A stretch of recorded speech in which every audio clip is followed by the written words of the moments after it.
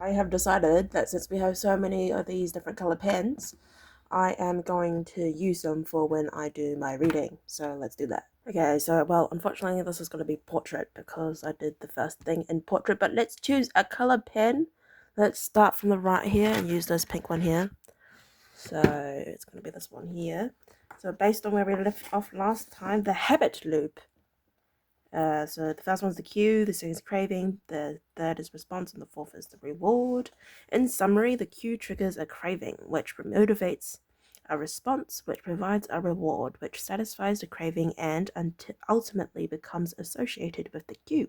Together, these four steps form a neurological feedback loop: cue, craving, response, reward. Can cravings, cue, craving, response, and reward that ultimately allows you to create automatic habits. This cycle is known as the habit loop. This four-step process is not something that happens occasionally, but rather it is an endless feedback loop that is running and active during every moment you are alive. Even now, the brain is continually scanning the environment, predicting what will happen next, trying out different responses and learning from the results. The entire process is completed in a split second, and we use it again and again without realizing everything that has been packed into the previous moment. We can split these four steps into two phases: the problem phase and the solution phase. The problem phase indicates the cue and the craving, and it is when you realize that something needs to change. The solution phase includes the response and the reward, and it is when you take action and achieve the change you desire. Problem phase, solution phase. All behavior is driven. All behavior is driven by the desire to solve a problem. Sometimes the problem is that you notice something good and you want to obtain it. Sometimes the problem is that you are experiencing pain and you want to relieve it. Either way, the purpose of every habit is to solve the problems you face. In the table on the following page, you can see a few examples of what this looks like in real life. Imagine walking into a dark room and flipping on the light switch. You have performed this simple habit so many times that it occurs without thinking. You proceed through all four stages in the fraction of a second. The urge to act strike you without thinking. By the time we become adults, we rarely notice the habits that are running our lives. Let's look at this table here. Okay, very good. And that tissue in the background, pretty good. Okay, problem phase. Your phone buzzes with a new text message. You want to learn the contents of the message. You grab your phone and read the text. You satisfy your craving to read the message. Grabbing your phone becomes associated with your phone buzzing. You are answering emails. You begin to feel stressed and overwhelmed by work. You want to feel in control.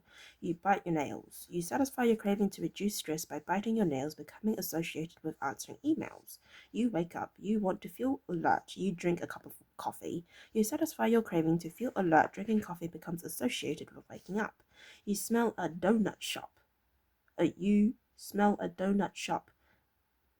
You smell a donut shop as you walk down the street near your office.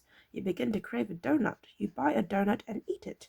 You satisfy your craving to eat a donut. Buying a donut becomes associated with walking down the street near your office. Can you all see that? Yeah. Oh, that was a bit loud. Sorry. Okay, and the next one. You hit a stumbling block on a project at work.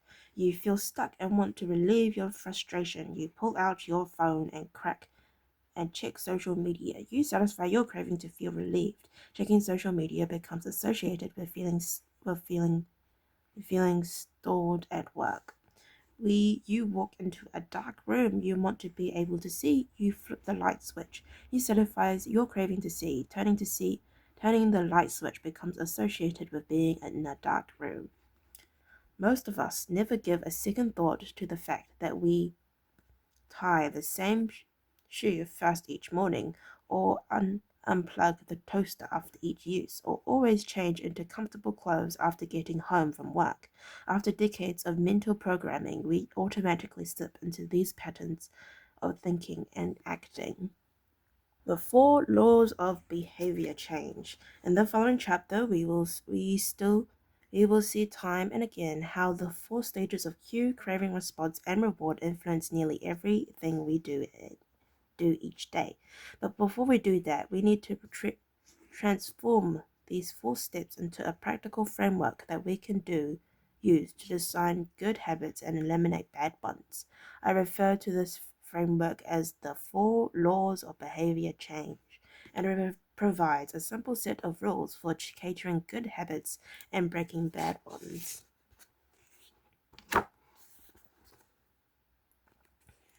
You can think of each law as a lever that influences human behavior. When the levers are in the right positions, creating good habits is effortless. When they are in the wrong positions, it is nearly impossible. How to create a good habit. The first law, cue, make it obvious. The second law, craving, make it attractive. The third law, response, make it easy. The fourth law, reward, make it satisfying. We can invert these laws to learn how to break a bad habit. 1. Inversion of the first law, cue, make it invisible. The second law, make it unattractive, make it difficult, and make it unsatisfying.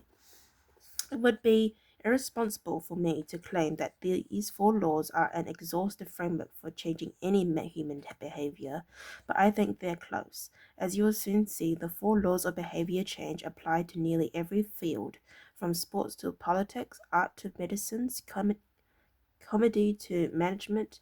These laws can be used no matter what challenge you are facing. There is no need for completely different strategies for each habit.